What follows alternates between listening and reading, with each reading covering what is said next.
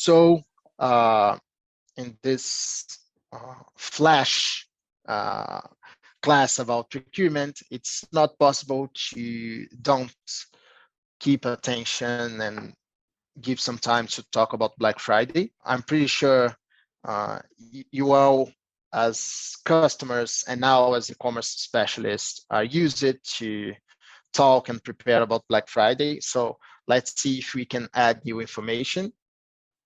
So here's something, that when I came to VTEX, Mariano told me, you need 6 months to unlearn everything you learned, because at retail, you only look to the past. And at VTEX, if you look to the past, we die. We have to look we have to look to the future all the time. And I said, no, Mariano, I don't look to the past. I'm a internet guy. I'm always up to date. And he said, okay, how do you prepare yourself for Black Friday? And I was starting to explain, and I said, I know, you're right. Because when we prepare to Black Friday, we get all the last Black Friday numbers, and you look to the past in order to predict the future. So the first thing, you analyze your sales volume, you see how much your market is growing, and you set a minimum that you plan for growing your product or your category. And then you start this planning from the top. So here's where I need to reach. This is where I want to reach in sales number. And then which products at what sales price we will achieve our objectives. So analyzing sales history, check for replacements. It's not probably the last year's bestseller will not be this year's bestseller, but usually the supplier knows. So for example, for last year, we were talking about OLED TV, and now there's no new screen technology. We will talk about voice assistance TVs with Alexa built in. The manufacturer know what will be a hot topic, what to talk about, what will call customers' attention. They do a lot of marketing research regarding customers. So predict product categories that will be in most demand using very traditional and non-traditional tools. So traditional tools, probably you know them. So most searched terms, Google Trends, GfK or Nielsen, channels and sources of information that everybody is using. It's there's no differentiation, but you can also see, for example, if it's a product that, for example, it was a hit in other continents, other country. Remember that at the end of the year in Brazil, at the end of November, we are reaching summer, and it was summer in Europe and the US 5 months ago. So what was the hit during the Northern Hemisphere summer? Because they are in winter now, so probably we haven't brought these products yet. So also TikTok, Instagram, what are the products that you have been impacted by international brands? So you can use different sources in order to try to differentiate your product bets, your bestsellers wannabe. Of course, most searched items, including what's going on. For example, this is not about Black Friday, but when the pandemic started, March 2020, notebooks were not listed in the top 20 most searched terms in e-commerce in Brazil. And 2 months after that was the second most searched items. So you have the information sometimes sooner than you expect. People start searching. Consider the impact of seasonality and the global market situation. As we said before, different countries have passed for this moment. And you also have to consider how to fulfill the customer expectations.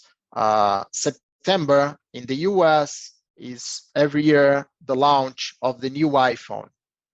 In Brazil, people say it's Black Fraud, it's 50% of twice the price, it's 50% twice the price of discount. And for me, it's not a problem about retailers, it's more about customer expectation. Brazilian customers have no idea about product margins, so they are always expecting that they will pay 50% discount. When you give 20% discount, it's a lot of discount. Usually a product that is sold with 20% discount, it's sold by their cost, but the customer has not this knowledge. And also by misbehavior of retailers that like to use like 80% discounts for in this Black Friday, and they have one product with 80% discount. Most of the products are discounted by 10, 15% top. So you have to deal with your customer expectations, especially because they are willing to see what they desire and what the retailer wants to sell.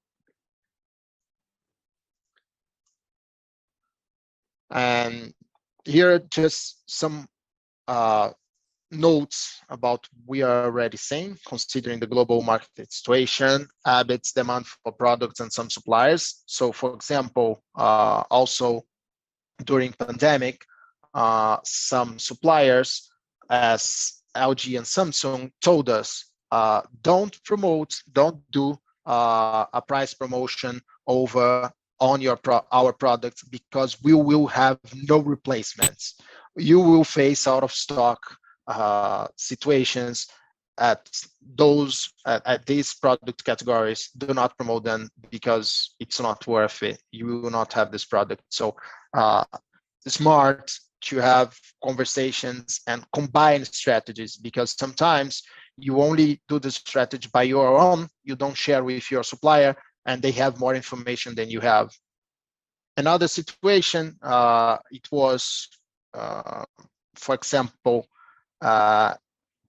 okay, Nespresso said, I will not have a problem with my production. I have thousands of millions of capsules, and I have to move, and I know people will be more in their place than ever. So for last Black Friday, Nespresso said, okay, considering the new habits of the population, believe me, we will sell much more capsules. So we are willing to give Nespresso machines if you purchase a minimal amount of capsules. So they come up with a promotion that nobody was expecting, because usually they have a premium positioning on the machines, but at that moment, it's more about the capsule where they make more money. So, okay, you can promote, you can do whatever you want with our machines price points, because we are looking for selling more capsules, because we believe we have to create this consumer behavior now that he's starting the pandemic. The customer needs to get used to having Nespresso at home, and this is the time, this is the moment. So we need to spread Nespresso machines in the market, so we'll sell more capsule for the year. So again, you have a good relationship, you share knowledge with your supplier, and you come up with a new strategy, and sometimes with more exclusivity. So check the elasticity and the curve of the price. I'm pretty sure you know this concept of price elasticity. It's really interesting, especially for not selling cheaper than you needed. We see these a lot in Black Friday. You have, I don't know, 5,000 pieces that you sell in 1 hour. It was a price mistake. It's not a bestseller. This was not a success situation. You had all night to sell, and you sold in 1 hour. So you could increase this price a little bit and lasted at least a couple of hours, 3 hours, 4 hours. That, in my opinion, is a success. Not you sell in less than an hour. This was a bad price positioning. And also, there's a final note that we call, that Rodolfo brought, what he called two possible approaches, that it's the commercial approach and the marketing approach, the trade marketing approach. The commercial approach, it's a daily basic routine. cost, quantity, exclusivity, differentiation, and with your sales contact, with your key accounts. But sometimes we try to use as a silver bullet, the final shot of your negotiation, money from the trade marketing. Does everybody understood the silver bullet expression? So you cannot reach this product cost. You cannot reach the final terms that you believe you make a hit, a great success, and you say, okay, what if we bring trade marketing to the table and we use the money they were willing to spend on merchandising, they were willing to spend on a new banner, on a Instagram opportunity, or sponsoring an event, and we use this money here to do the math, to combine and reach the commercial agreements, and works a lot. So it's also a good note, a good example to use all resources available. Of course, plan order volume, because you need to consider that you have a limit of space, a limit of manpower, a limit of capacity. So you will have during Black Friday 3 days that you sell the same amount of money and pieces that the rest of the month, but you don't have 9 women don't make a baby in 1 month. So you don't have how to put all person together. So what usually people do is you include one more shift, like a night shift. You hire more people, you hire more temp staff. You have to plan your human resources, your logistics, your package, your transport companies. All your operations need to be adjusted to Black Friday. So what we mean as plan order volume, departments can prepare structure and manpower, customer service and logistics, delivery deadlines. Sometimes you will take more time to assemble the trucks to leave your distribution center, because you see a line of trucks waiting to pack and go. So you have to review the deadlines and working hours of the operations, both for telesales or customer care, for example. And finally, consider ethical and legal and ethical considerations. So make sure you are not increasing prices before Black Friday to make discounts during the promotion week. So you have an integrity in your promotion. People keep record of this nowadays, and it's also not good for your reputation. And also you have legal issues, for example, the Consumer Protection and Defense Program in Brazil, that you have to be compliant.